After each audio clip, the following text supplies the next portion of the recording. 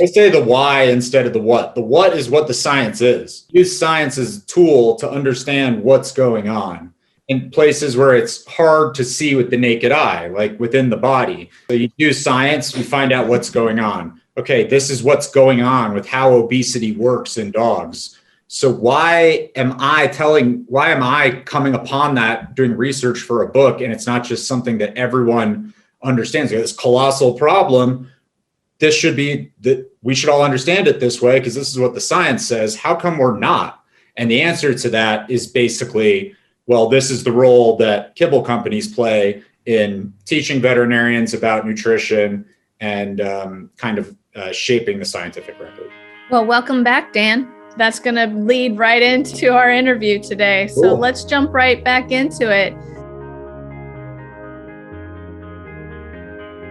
Well, let's start with veterinarians. What level of information do you find that they have regarding nutrition? Like the place I like to start when talking about this topic is with the reality that there are more than 100,000 veterinarians in the United States right now. It's a big number, kind of a lot of folks. There are specialist veterinarians, just like there are specialist doctors, where professional societies certify specialists. You have to take, beyond just graduating from veterinary school, you have to complete additional certification to be a board certified veterinary surgeon, say. One of those subspecialties is veterinary nutrition. And while there are 100,000-ish veterinarians in the United States, there are only around 100-ish veterinary nutritionists in the United States. And a good deal less, honestly. It just makes for nice round numbers to say 100 and 100,000. Of course, yeah. And the gulf in average amount of nutritional science knowledge between practicing clinical vet that you bring your dog to when your dog has an upset stomach and a board certified veterinary nutritionist, the gap in knowledge there on matters of nutritional science is mammoth. To give you an example, so in connection with writing my book, so basically my book has two parts. One is, here's what the science says about all these topics pertaining to obesity. And then the other part is, well, these aren't things that you hear your veterinarian say. And so why not? Why, if this is what the science actually says, shouldn't your veterinarian be telling you this? Shouldn't you even be aware of this as just like a well-informed pet owner on your own? Right. And so trying to understand why that is kind of the other part. And as part of trying to understand that issue, I basically spoke to the administrator, the people who put together the curriculum at every veterinary school in the United States. I published my book in 2016, and so I think there's 28. There were at the time fewer than 30 schools, and that might have changed by one or two at this point, but it's not a lot. There's not all that many schools, and so it's not some kind of Herculean task to review the curriculum at literally every veterinary school in the country. Right. So so what does that stuff show? So again, dealing with just what it takes to get a veterinary degree. The majority of schools in this country, you don't even have to take a nutrition course at all. It's an elective. You can take it. You do not have to take it. That's the majority of veterinary schools. Okay. Yeah. And beyond that, what you typically see, in order to teach a smart but inexperienced student about an entire scientific discipline, you got to give them a lot of reading material. That stuff gets summarized in the form of reading material, right? The most common way, this is kind of like stating the obvious, I guess, for a lot of your listeners, but like the most common way that subjects like this are taught when they're big, voluminous subjects that cover a lot of stuff is through textbooks, right? You have these big 500-page things that cost $100 each, where academics get together and put together massive compendium that deals with all these different topics. Much more common as of 2016, when you do find veterinary nutrition courses in the curricula veterinary schools in the United States, is like a pamphlet type thing. So it's most commonly a 2-credit course, and it's something, this is not one of them, this is just my girlfriend's notebook, but it's like this kind of thickness. The one that I kind of quote from most extensively in my book comes from North Carolina State University. I'm friendly with a veterinarian who went there for her veterinary schooling, and it's one of the best top 3 schools in the country, basically. And she took a nutrition course there. I can't remember if theirs was required or not, but the course she took, it's not 2 inches thick. It's like 45 pages long. Oh, gosh. And I'm talking about, and recognize that. So in my book, I'm trying to explain a pretty discrete, defined universe of scientific topics that touch on nutrition, right? Talking about obesity and chronic disease. Yeah. That's only part of the story when it comes to nutrition, right? Nutrition impacts all kinds of stuff. It's the foundation. Yeah, it's a foundation for all kinds of things. Yeah. And so not only, if you want to learn about veterinary nutrition, you don't have to just learn. I mean, I wrote a 400-page book about kind of one topic. Right. And so if you go take veterinary nutrition in a veterinary school in the US right now, you're going to learn about all veterinary nutritional topics for all species other than people, all species. And so in a 45-page pamphlet. And so you get a sense of the degree of seriousness, or kind of like how deep into the weeds these type of things tend to go. And the vast majority of vets that I spoke to in connection with research in my book, which is dozens and dozens, basically had very negative things to say about their experience learning nutrition during veterinary school, that it felt much not serious enough, basically. I remember in the book you talking about the vet who said that vet school is just like a fire hose of information. And it is. Yeah. If you think about it, I mean, you've got a human being, which is a very complex system, and you are only learning that. I mean, I would think that dogs, cats, horses, cows, pigs, sheep, all of those are still somewhat complex, and to have one person learn all of that in pretty much the same amount of time that a doctor does, that is a lot of information. It completely slipped my mind that net nutrition book that you were talking about in your book was really all of it. And that does not seem like enough time to be able to understand nutrition. I mean, in your book, you talk about it. Can you talk more about why you think why nutrition is so small and such a little portion of the education? I think the fire hose issue is really significant, number one. Number two, I think that the regulatory regime that governs the sale of pet food in the US right now does a nice job of keeping pets alive, basically. That when it comes to making sure that you don't actively poison the animal or give it some kind of nutritional deficiency, adhering to the regulations and the industry that's sprung up in light of those regulations, it does a pretty good job. And I think that's relevant to what vets are being taught, because it means that there's not a ton of need for acute nutritional cases, if that makes sense. There are all sorts of acute problems that pets suffer every day, and other species beyond pets. But when it comes to the stuff that a treating vet, a clinical vet, is going to see, it's kind of a small part of their practice, like the amount that's about solving acute nutritional issues, because it's just like the complete and balanced designation that we've talked about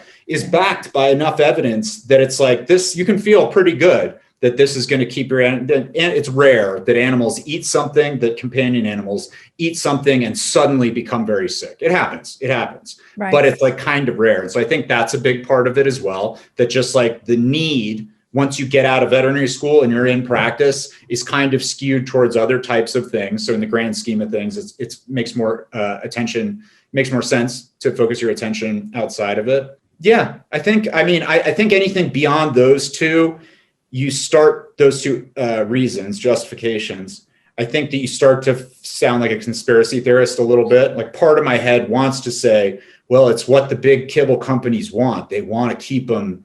I think that sounds a little ridiculous when I hear myself say it out loud. I do believe that industry forces play an important role in shaping what veterinarians know, but that's a bit of a bridge too far for me to think, okay, they're making sure that it's de-emphasized in the curriculum, even though it should be more. I mean, I think it should be a more important thing. But yeah, I can sort of talk myself into how it came to be this kind of unemphasized thing. Well, it's not. I mean, when you read the book, it isn't hard to see why it it kind of goes that way. And, I mean, these acute situations, whether it's nutrition or just a health condition, I mean, Hills has now created a bunch of foods. They do provide veterinarians the ability not to have to look further. A lot of times. Yeah, that's a good point. Yeah, you move past that because you want to know. What I really enjoyed about your book was, well, most everyone is familiar with Big Kibble, right? So you've got, is it 5 of them?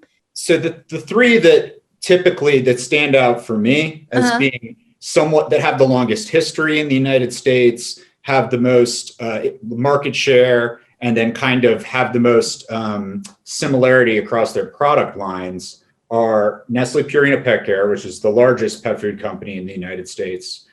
Mars Pet Care, I think they're called now. They kind of have shifted that around a little bit, which is a privately held company and kind of the second largest. And then Hills Pet Nutrition, which is not the 3rd largest pet food company in the United States, but is the 5th largest and is has a long history and has become kind of established in the same way that the Nestle products and the Mars products have. So those are the 3. When I say Big Kibble, those are kind of the 3 that stick out to me. When it comes to, you touched on at least the ways, talking about the ways that the Big Kibble players influence kind of what the lay public and the veterinary community understand about nutrition. And that's in researching the book, that was in a kind of evil genius way, it's almost impressive just how well thought through when you look at the history of how it's come to be and how comprehensive it is, how well they managed to shape the body of information that veterinarians are taught. It's really kind of a pretty fascinating story. It all dates back basically. At one point, Hills Pet Nutrition was operating as as its own standalone entity. It wasn't owned by anyone else. And it got large enough producing kibble products in the middle of the 20th century that it got acquired by Colgate, what was then Colgate-Palmolive.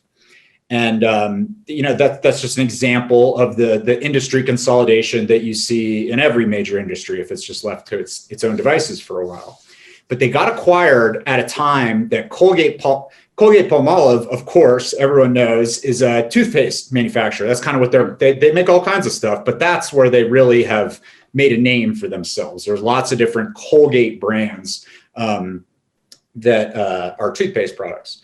And Hills got acquired by Colgate-Palmolive right at about this, right after they had a lot of success marketing their toothpaste products through dentists. And so rather than trying to go out to all Americans who are individually making decisions about what kind of toothpaste to use to brush their teeth, Colgate chose a different tack. They said there are fewer dentists than there. We don't have to reach all the people. We just got to do a good job about reaching the dentists and let the people trust that people do trust their dentists. You go, you get your teeth cleaned, you say, what should I use? And they tell you what to use and boom, it's done. We can influence all of them just by influencing a smaller number of people. And it was phenomenally successful. It's one of the most successful things the company's ever done, grew hugely. Everybody was stoked. And then right on the back of that, they acquire Hills Pet Nutrition. And what do? They just run the same exact playbook. They go, it's tough to reach every pet owner in the world or in the country. So all we're going to do instead is we're going to try to reach the veterinarians. We're not going to worry too much about marketing directly to people. We're going to market to the veterinarians, and we're going to let the veterinarians market our products for us. And that's been basically the cornerstone of their business practice ever since. They've been phenomenally successful with that. They enjoyed huge growth relying on that strategy. And kind of all the company's kind of major practices sprung from that reality that their products are sold in veterinary clinics to a large degree. As you said, some of their biggest selling product lines are prescription only products. You can only get them if your veterinarian recommends them to you. And their marketing efforts are primarily directed directly at veterinarians rather than being directed at the lay public generally. And so, that when you trace back through the history, it's a perfectly logical way to proceed through your business. But where it leaves you is in this place where you've got great access and trust from this whole community of veterinarians that are selling your products, and you have an open line of communication with all of them. And that's a lot of power. And if you are so inclined, you can use that power for like less honorable profit motives. And it kind of seems like that's basically what's happened to a large degree in America. Well, and it is profit driven. I mean, every single medication that comes on the market comes on to make money. You don't generally see a lot of these companies trying to push herbs and things like that, because you can't patent herbs. You can only patent specific compounds that you can proprietarily produce. Although sometimes I wonder why people or these companies don't, because if you could produce herbs that people are using and you can really start to show all of the real benefits of it, you'll still make money. Maybe not on the scale of a medication, but my understanding of a medication coming to market, that's like millions and maybe even more than that to do that. Anyway, but that's off topic. But well, sort of, except for the fact that like part of the explanation, part of the reason you don't see supplement products getting made by drug manufacturers is because their like business infrastructure is set up to sell completely differently. You know, you can't, like, if I'm making drugs, all I care about, the vast majority of what I care about is convincing doctors. It's not putting advertisements, like, I mean, consumers need to understand it, but my whole business is designed to get doctors to prescribe the product, and I need to pitch through them. Supplements can be obtained without a prescription, and so I can buy them over the counter. And so the whole distribution scheme and the whole marketing scheme looks completely different. You can't just plug a supplement product into Merck's system and you know, like just have it fly like any other drug can. And that stuff ends up guiding businesses and what they end up doing. But I'll tell you what, I don't know if you saw it earlier this week, a pet supplement company called Zesty Paws was acquired for $600 million. And they have not been around for anything more than like 10 years. And so there's a massive, there's a big market for those kind of products as well as medication products in the pet space. Wow. No, I hadn't even heard of Zesty Paws. So yeah, they're all orange. It's bright orange products. Oh, I don't go into many pet food stores unless I'm going to the toy aisle because I put my own food together for my dog. So it's funny what I do and don't know. Although I will say the last time I went in there to look for a dog food for a friend that needed to feed kibble. That's what they wanted to feed. Help me find one that was good. I will tell you, that is one overwhelming foray. I mean, yeah, it's so hard. It is so hard to be a consumer. Yeah. You know, like the strategies, everybody wants to feed their dog a healthy diet. Yeah. The challenge is not getting people to buy into that as a concept. The challenge is getting them to sift through all of the messages that they're receiving, everybody telling them the same thing. No, this is what's healthy. No, this is what's healthy. No, this is what's healthy. And, you know, teach them the kind of literacy they need to make the right decisions, make the like most evidence-based decisions in this very, very not evidence-based industry. Yeah, but you really brought a lot of that to light in your book. And you also have the path for those people who want to dive deeper into specific studies that you cite or articles that you've come across. So there's a lot of information in here for anybody who wants to look into that. But to jump back for a second with the veterinarians, I can absolutely see why a veterinarian who has just received a fire hose of information, they're now in veterinary practice. You've got all of these people coming to you with their dogs, looking to you as the expert in their pet's health, and they're asking you questions about food, and you don't know. I mean, this person who knows so much can't answer this simple question. So you know what, Hills, you're smart. Come in. Tell me what I need to know. Give me just enough so that I can then hopefully trust your product, convince me that your product's good, give me the information I need to share with my clients.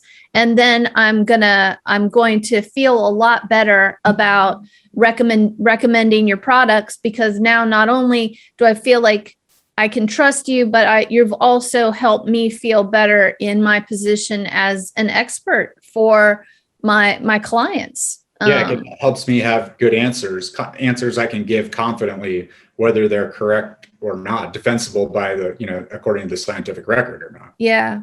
So just to remind everybody, what started you on this quest was finding out that the silent epidemic in the United States that affects over 43 million dogs is obesity.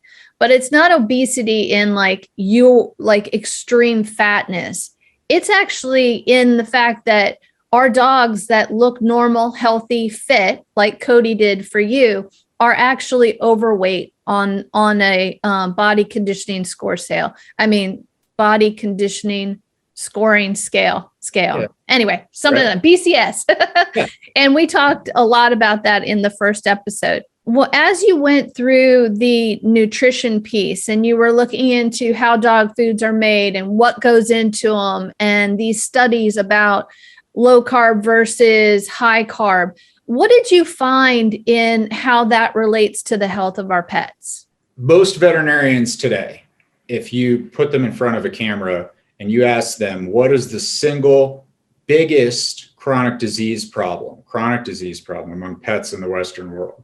And certainly the biggest chronic disease issue that has links to nutrition, the vast majority will give you the same answer that I will give you, which is that the problem is obesity. The problem is fatness. That basically there is really clear evidence that the leaner the dog is, the longer it's likely to live. And that the fatter the dog is, the shorter it's likely to live. And nevertheless, as you said, it's stunningly common. It's obscenely common. So everybody agrees it's this huge problem. And it's nevertheless existing at a time when pet owners are obsessive about tiny little marginal gains around they're going to choose one supplement product over another because it's got one little, maybe slightly beneficial thing. That stuff is shuffling deck chairs on the Titanic when it comes to what the evidence says is years. Okay. Like the analogy I gave you in the first show that I give all the time is that being just moderately overweight is worse for a dog than a lifetime of smoking for a human being. It's a huge, colossal difference, which is why veterinarians appreciate it so much. Okay. So that's the significance of the problem. And everybody's on the same page. The entire community on the same page is a huge problem. Right. But the why it's going on, why is this happening? People are not on the same page. The mainstream answer, the answer you hear from most veterinarians is we're loving our pets to death. We're all just kind of too weak-willed, kind of too stupid to appreciate this is a big deal, kind of too lazy to give the animal a walk. And I'm covering, we talked about all this in the first episode, but the reason I'm covering it again is because when I learned, oh, that doesn't make sense to me, that doesn't add up, surely that's not the only answer, it led me to look for what the real answer was. And so what I did is I went into the scientific record and drilled down into what all the actual studies say and came up with the answer we talked about in the first episode, that carbohydrate is actually very well documented to be more fattening calorie for dogs than other nutritional substrates. We know why. We know exactly how it works at the biochemical level about blood sugar and insulin and sucking up, all that's well understood.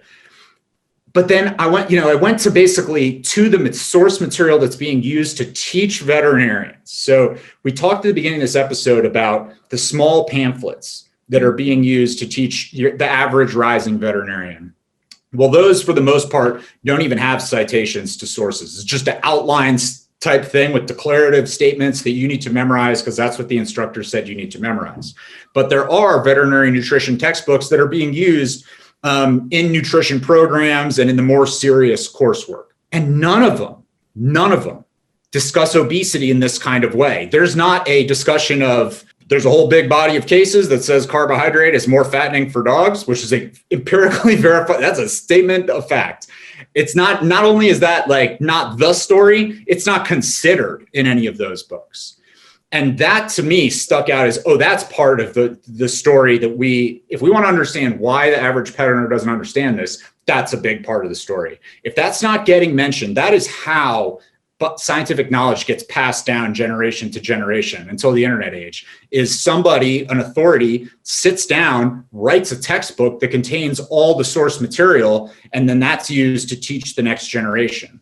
Right. The only problem is these books, like the relevant books in the veterinary nutrition space, none of them address this topic. Even though all the science is there, it all exists. It's just not cited. It's just not discussed. And that to me is like, okay, that's part of this explanation. So why is that? Why isn't it mentioned in there? It seems to beg an explanation from where I'm sitting. And basically what the answer, after a lot of research, what the answer is that big kibble companies play a huge role in producing those textbooks and like basically producing that information. And it's really bad for their business, for consumers or for veterinarians to believe that carbohydrate is bad for anything. And the reason for that is that carbohydrate is as central to making kibble as tobacco is to making a cigarette. It is the backbone of making kibble products is using dietary carbohydrate. And so the analogy that I think is most apt is think about if in medical school you had a course on lung health and what decision-making patients should use to keep their lungs healthy. And then there's no mention of smoking in the entire lung health book. And you go, that's weird. Why is that? And then when you flip the book over, on the back of it, it says produced by Philip Morris. Then you go, oh, okay, now it makes sense to me. That's literally what is taking place today. If you give me a 30-second break, I'll go get the book. The leading veterinary nutrition textbook that's used in veterinary nutrition schools today, you flip it over. On the back, there is a gold embossed Hill's Pet Nutrition logo that says produced by Hill's Pet Nutrition, right? A company whose products are generally all at least 50% carbohydrate. And yeah, nobody's putting in there cigarettes cause lung cancer. And so nobody's putting in there anything about the established risks of consuming carbohydrate.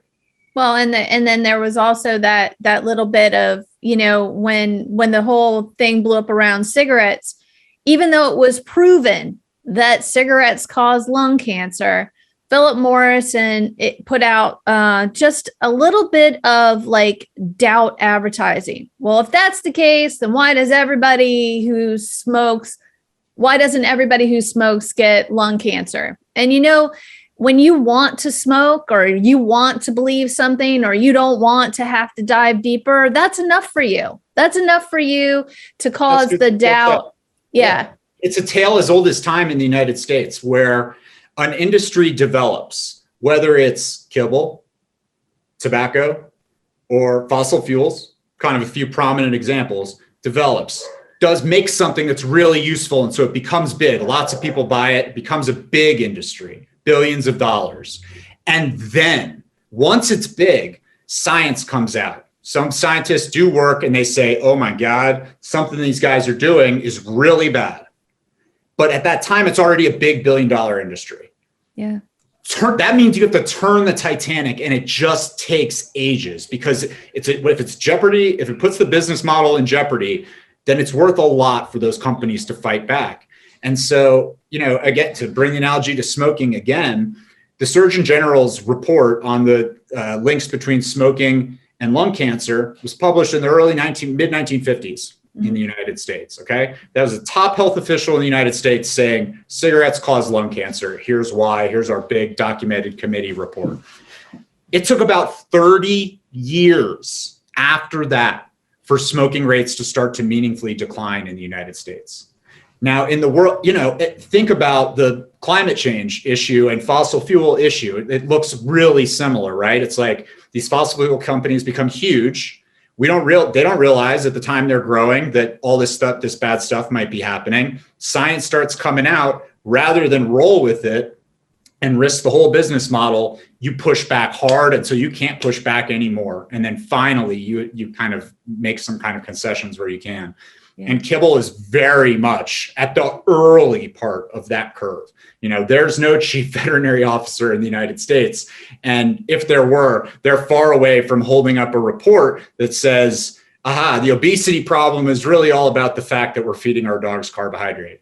But if it takes 30 years from that point, you know, a lot of pets are going to die a lot earlier than they ought to have as a result. And it's kind of this, you know, it's a bit of a tragedy. Yeah. Well, it's also really hard because, like we spoke about in the first episode, when you eat a diet that's lower in carbohydrate, higher in fat and protein, your satiety level is higher. When you have a diet that's high in carbs, so even if you're reducing your pet's food intake, that carbohydrate they're getting is still going to cause them to be hungrier than if you were giving them, you know, a smaller portion of fat, you know, low glycemic veg, if you did that, and some protein. So it makes people who even want to try and keep that convenience, because I mean, kibble is convenient. If I would love to just throw kibble in a bowl and roll. And with the kibble that you produce, and there's a couple other coming out that seem to kind of go more towards the low carb, which is really looking nice, because that used to also be a really big tagline for Big Kibble. Well, we can't take the grain out because, well, that's why, you know, I mean, look, I wasn't sure at the time I went to publish my book in the fall of 2016, the way that the world looked, what pet food world looked. If you're somebody who agreed with the stuff I said in my book or found it persuasive, and you said, I'm going to feed my dog a low carb diet because that's about the most important thing I can think of for the dog. You had kind of two options. You could feed the lowest carbohydrate kibble that existed, and that was, you know, 25 to 30% carbohydrate in the best cases you could find, you know, or, you know, in vast majority, much higher than that, but in the best cases you could find. And then you get all the benefits of kibble, where it's like incredibly inexpensive and it's very easy and it's shelf stable and all the rest. Yeah. Or you could say, that's too much for me. I want a truly low carb diet. I'm going to feed a raw product. And yeah, and if feed a raw product, obvious, you know, to my eyes, the gold standard, even though I make kibble products, the gold standard for me is a complete and balanced, commercially prepared, raw, all meat raw diet for a dog. That's what I think is the most sensible thing to feed a dog. The complete and balanced helps to satisfy any potential worries about micronutrient deficiencies. The all meat means zero carbohydrate. The raw is most consistent with its evolutionary heritage, and there you go. But as you know, I think you mentioned before, you feed a raw diet to your dogs. It's not for everybody. It's not as convenient as kibble, and it's not as inexpensive as kibble either. And so those are kind of your two choices. And like you said, oh man, it's like, how much history do you want to go into here? It's kibble got produced. I recount the story of how kibble was invented in the book. Basically, in the mid 19th century, this guy, James Spratt, sees dogs squabbling on the pier of at a marina for what's called hardtack. It's like this bread that sailors used to take out with them in boats, and they'd use it because it would stay. It wouldn't spoil. And that was like why, you know, they didn't have battery powered refrigerators on their boats back then. So they used this really stable bread product, hardtack. And apparently the story goes is some boat pulls in, they're throwing their hardtack over, and these dogs are squabbling over it. And the guy has an insight, and he goes, oh my God, if we could make something like that for dogs, we'd have something here. And so basically started doing that, baking meaty biscuits. That's like what it is basically the same as baking. And when you bake, if you've ever, you mentioned that you at least dabble in like human applications of low carb diets. Like you try to limit your own carbohydrate intake. Yeah. So maybe, you know, now there's enough people, or like you, like me, that there are entire lines of products that are low carb versions of stuff that typically contains carbohydrates. So low carb, sweeteners and flours and stuff like that. Ketchup, there's tons of products. If you ever tried to make, like, it's hard to make low carb bread products. Like if you try to sit down and make a muffin and make a muffin dough and don't put any flour in it, don't put any starch in it, the dough doesn't want to hold. When you heat it up, the dough doesn't want to hold together. Right. That's what the flour, the cornmeal, the starch does. When you heat it up, it gelatinizes and it binds all the other ingredients together. And that's exactly how you make hardtack. It's exactly how you make kibble. That's what it is. Like their mixture just has meat in it. And so when you heat it up, boom, it makes it into these little nubs like pasta or like cereal or like bread. And so that's how it was made from the beginning. And it only made sense that this is how we're going to keep making it because, oh, by the way, a calorie of carbohydrate costs about 1/10 to acquire what a calorie of meat product costs. They're much less expensive for an ingredient supplier than is an animal product. And so there's absolutely no motivation for anybody who's selling kibble successfully to try to make it with as little carbohydrate as possible. We know it makes it harder to make the product, and we know it's going to be more expensive. So we don't want to do that until you've got a science-based health reason to do that. And that's kind of, when I published the book, that's where we were. It's like we have kibble, but nobody's trying to make it low carb. We don't have any motivation to, and we had raw diets. And so we spent like a year trying to figure out how to use this kind of carbohydrate content, but actually get it to hold together as a kibble. And we were really the first people to ever do it. And so it's not that I'm proud of the work that we did, but if somebody had tasked Hill's Pet Nutrition or Nestle Purina with that same task, they would have been able to do it too, 100%. They've been able to do it for years. They just never had the motivation to do it. There was never a reason for them to do that. And so they never really tried. Yeah, it's always surprising because you think, well, this company produces this food for my dogs. Look at their advertising, look at their bags, look at how much they want my business. And yet I think people just think that the company truly and deeply cares for your pet. And I'm sure they do, but they also truly and deeply care about their bottom line. And so, they're going to keep, they need to continue to make money. And until consumers say, and keep saying, we don't want this much carbon, want this much carbon, I'm going to start putting my money over here instead of over there. And, that's how people can influence, change in the kibble business, because you are seeing different, more boutique companies come out. And I would like to ask you one question. So I think a lot of people think grain-free means low carb. Is that true? No, it's not. There's an interesting story, as there usually is, behind these things. As of the time that we're having this conversation right now, if you're selling pet food in the United States, you don't have to tell the consumer how much carbohydrate is in there.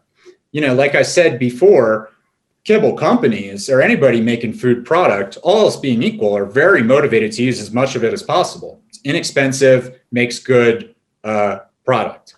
So you want to use a lot of it. The only problem is that even before there were people like me writing books, forcefully pounding the table about how bad carbohydrate is for pets, even before that, the average lay person had a rough understanding that, like, wait a second, dog is basically a wolf, and a wolf basically doesn't eat carbohydrate. It eats meat. And that's what my dog needs. The dog needs meat. I can see its teeth. It's got serrated teeth. This is what it's supposed to eat. So rather than address that directly, what became a thing in the industry was grain-free as a catchphrase for a big category of products.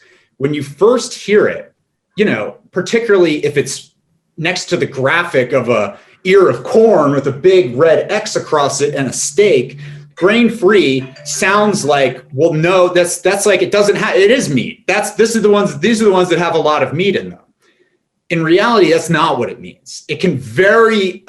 Basically in every case, grain-free products are just as carbohydrate rich as grain-containing products. It's just a question of where the carbohydrates come from. In grain-containing products, like those made by Hill's Pet Nutrition, they typically come from corn or rice, or one of a handful of very widely produced commodity crops that are grains. Wheat, soy, too? Not wheat soy. Soy's a legume, but wheat. Oh, wheat. Okay. And if you're buying a grain-free product, comes from not from grains, but from other sources of starch. So the class of things called tubers, so like potatoes, sweet potatoes, those things contains tons of starch as well. Legumes, like you said, contain less, but enough to like make products. And so basically, this became a way to kind of pull the wool over the consumer's eyes. If you're a lay consumer who said, hey, it's not, my dog shouldn't eat like an ear of corn with every meal, that's ridiculous. It should be eating mostly meat. You see a bag that says grain-free, there's a wolf on it, there's a big X across the ear of corn, there's a steak, that feels like low carb, even though it's not. And that you might hear that and say, no way, consumers aren't that stupid. And I agree that they're typically not that stupid. So what had to take place in addition to that is the regulatory environment had to be constructed in a way that you could make it even easier to hide it from consumers. So like I said, there are kind of a few ways that this has taken place. Number one, you don't have to tell consumers how much carbohydrate is in there. So it's one thing to say, consumer doesn't conflate grain-free with low carb. Well, sure, maybe not. But if you turn over the back of the bag of food and you don't see anything about carbohydrate content, that's an additional reason to believe that that's basically a very meat-heavy product. They don't tell you how much carbohydrate is in there. Right. And then the other is and this is just gets to the point of kind of absurdity.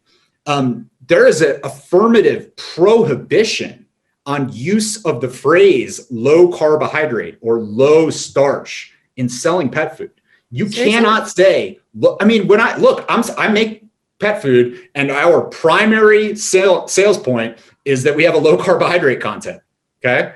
It's hard. It was hard for when we were thinking about how to market, brand the product, come up with our like packaging and labeling, because we can't say that directly without running expressly afoul of the law on that subject.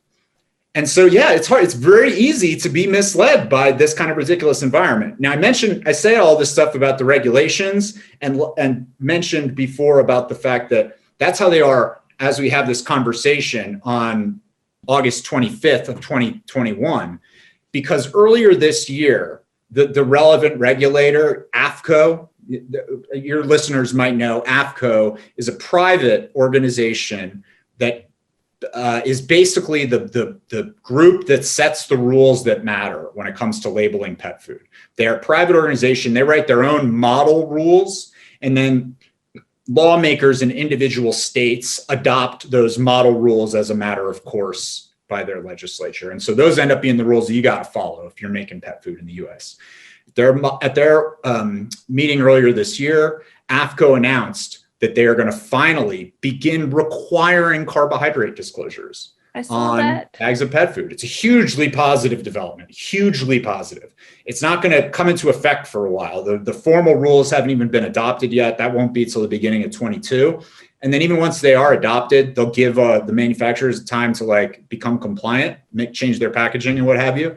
But yeah, within a few years from now, it's going to look very different. Consumers will it'll be much harder to deceive a consumer into believing that a grain-free product is low in carbohydrates. Well, and I think it's also, so deception is a mark, it's making it gray so it fits, people don't really understand. But I think that most pet parents who look at the grain-free probably looked at the fact that, you hear all this about corn and wheat not being appropriate for dogs, not being good for even humans sometimes, they're allergens, known allergens. So then you look at this grain-free food and you see potatoes and you see peas and you think, okay, vegetables, safe, easy, and I think our ignorance lets us buy into that a little bit more.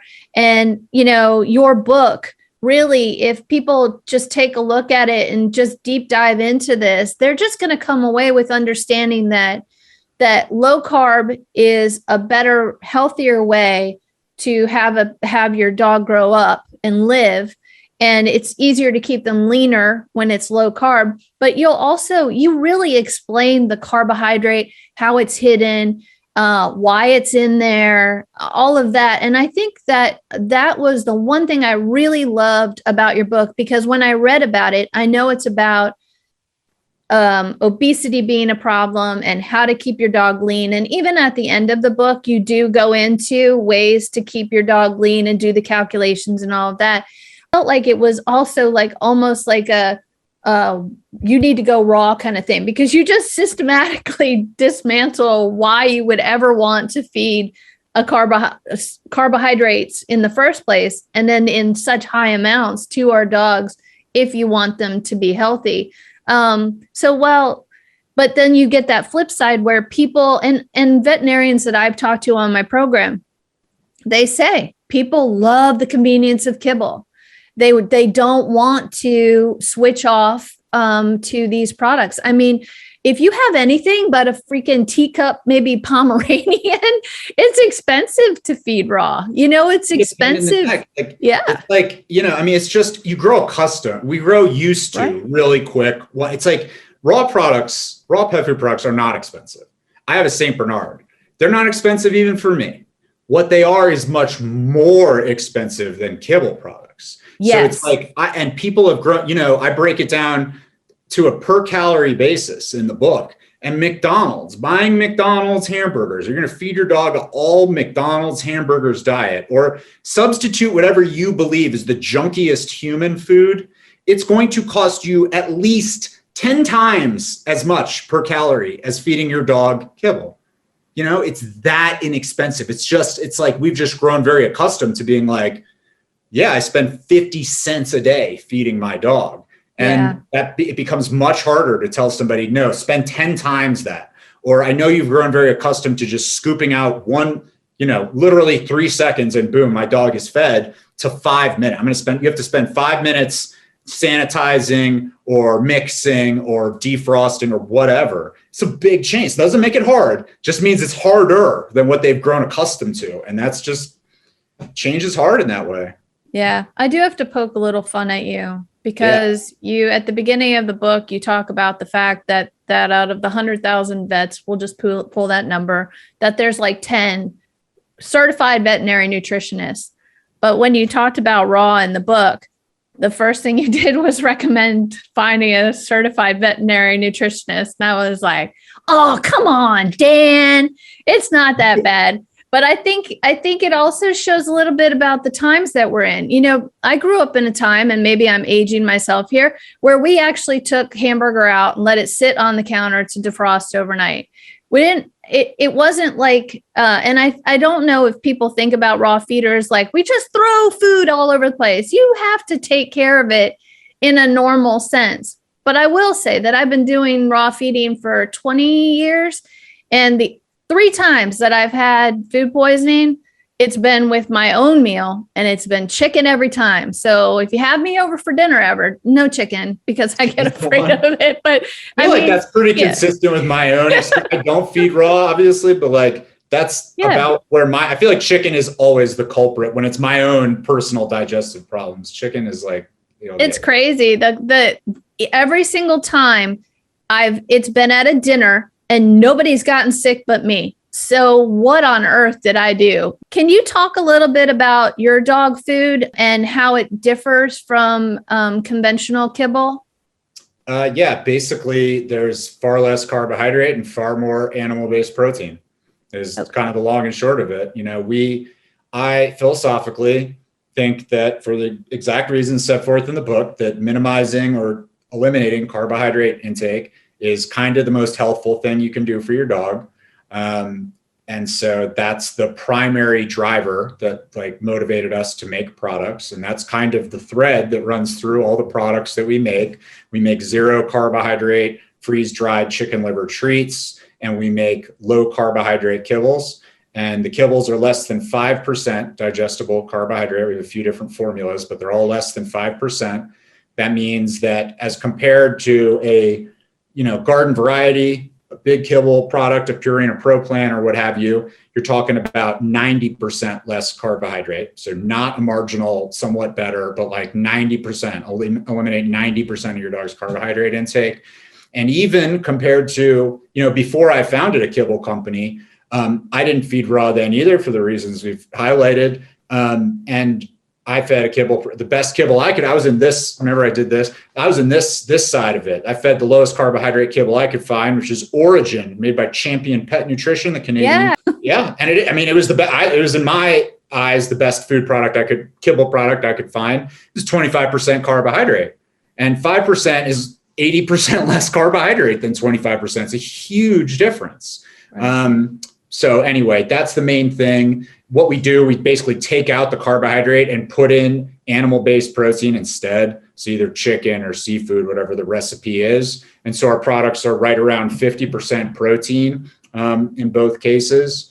The best evidence that I've seen of like what percentage of, so let me take a step back. AFCO says that a dog really only needs like a 25% of its food needs to come from protein as opposed to like 50%, which is what you find in our products.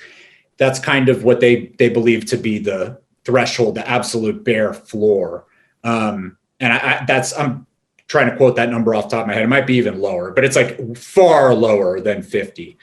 The average wolf is eating more than 60% of its calories from, it eats it eats animals, and the vast majority of the makeup of those things is protein.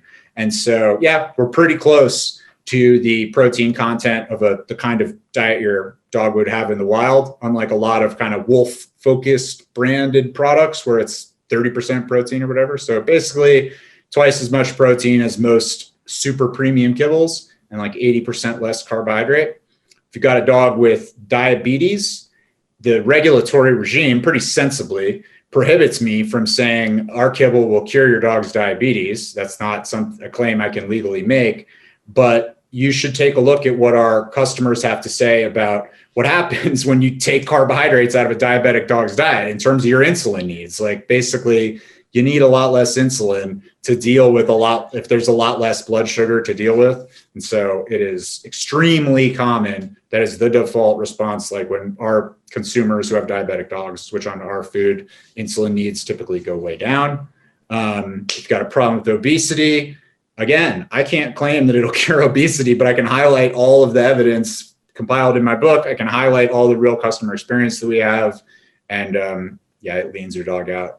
So after you wrote the book, how did you decide that you wanted to pursue creating a dog food? Because it just looked like the market was missing a product. Like I was like, in the course of writing, it wasn't like I finished the book and then said, okay, now what am I going to feed this guy? Over learning about the stuff that I learned about, it was like, okay, I know what I want. Let me go find it. Doesn't exist. How can it exist? There've got to be other people that feel the same way I do. And then it became like, okay, this could be a good next project. This is like a worthy next project.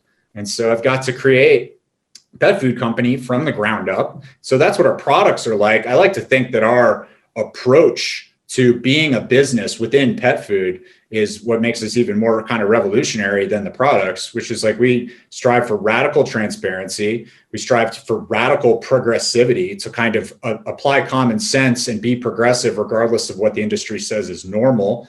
And we try to be like radically substantive, to keep the focus on our benefits, our drawbacks, on stuff that has evidentiary backing, not like the latest fad in pet food, but on stuff where I can say, here's why, here's how we know, here's where you go for follow-up, here's the weaknesses of the argument, that kind of stuff.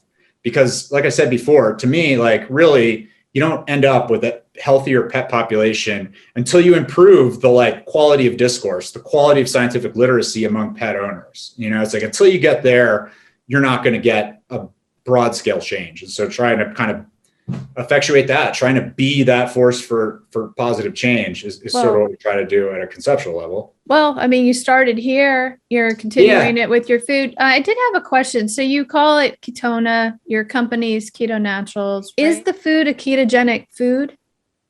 So it sort of depends what you mean. So basically, will they produce ketones if they eat your food? Yes, but dogs produce ketones even without doing carbohydrate restriction. It's just a kind of question of how much, what counts as ketogenic for you? How ketotic is the dog? Probably over 0.5. Yeah, so I'm not making claims in my food. No, I know. I just curious, have you tested it? We have that's like a small part, but it's a part of scientific work that's ongoing right now. Cool. Where basically what we're doing is we're stacking up our recipe against a Hill's diabetic product and a like custom formulation that's our ingredients, but for the Hill's macros, and looking at a whole host of different body composition and other biomarker things. And one of them is ketone production. So stay tuned. But there is a body of evidence that says that basically if you spike a dog's food with medium chain triglycerides, it'll produce more ketones. Yeah. If you starve the dog, it'll produce more ketones. We don't want starving dogs. No, I know, but I'm just saying, like, in terms of stuff, if you believe for therapeutic reasons or otherwise, that a very healthy thing to do is to maximize deepening your dog's ketosis as much as possible. Those are some of the strategies you can do. You'd go beyond just feeding Ketona. Really, the reason I would like to call it low, for me, there's not a great deal of evidence that that's in itself the healthful thing, that the presence of ketones is what is very healthful. What I think there's good evidence for is that that's a side effect of doing something healthy, which is eliminating the carbs, tends to produce more ketones. And so it tends to go along with good health. The reason we use the keto prefix in our product branding is because it's like, that's the loophole around the low carb. I can't call it low carb kibble because it's prohibited.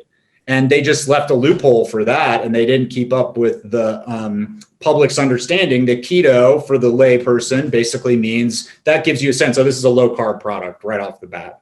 I like it. Yeah, because you're right. I mean, how else do you get around it? But anybody who's aware of what a ketogenic diet is knows that right off the bat, that means low carb. Yeah, I had seen an interview with the owner of Honest Kitchen, the freeze-dried pet food. And she was talking about how, she has human grade on her food for everything. And she tried to put it in stores. I think it was Ohio. And Ohio's like, you can't say human grade here. She had something from the federal government allowing her to say human grade. And now these are things that I think that the layperson just assumes that you can. If you're using human grade foods, if you're a low carb food, you should be able to say that. And it's curious that you can't say these things that are actually very important to the consuming public at this time. It's wow. Coming into making a pet food product, which means figuring out how to label it, brand it, pass all the relevant regulatory stuff, but with a legal background, but no experience going through the regulatory process before was eye-opening, to say the least. You're surprised everywhere you look. Like, it's just like, when 1 month's time, you're going to want to have me back on the show. I want to have you back like 5 more times. Like, I know how much there's stuff that I've been listening to. And even in this episode, I haven't been able to ask certain questions because I don't want to take up all our time for, just something that I'm curious about, or I just want to deep dive into, with you. It's really been a pleasure to have you on because all of my guests, my podcasts tend to be long because it's so interesting. I just want to hear all about it. I want to know about it. There's a lot to say. It's like, I've done a lot of interviews, and as long as somebody has engaged seriously with the material, read my book, like, we could talk till the cows come home. It covers a lot of ground, and there's a lot of interesting stuff to talk about when it comes to everybody's interested in their pet. And it's shocking sometimes how little it does get reported, like how it shouldn't be the case that I've written the only book like this. You know what I mean? Like, it should just be something where it's just like, think of how many diet books there are out there. My God. Like, more people for how much we care about our pets. But. Well, and it's weird. I think the flip side of that, though, is that with human diet books, nobody's saying, well, if you do South Beach, are you going to be complete and balanced every day? Nobody's saying you don't have the choice to do that. Unfortunately, I do think that anytime there's any kind of new diet in the dog world, there is a little bit of wobble from the veterinary community about, don't do it. For sure. Yeah. I mean, oh God, we could just talk forever. I mean, there's just no way to end this conversation, but that's a whole. There is. And I know you've got to go. So everybody get this book, Dog Food and Dogma. Dan Schulof, thank you so much for joining me. We will have you on again. I'll be back, I predict. Thank you. And Okay. I will link all of your links in the show notes below. So I'll make sure people connect with you. That sounds great. Thank you.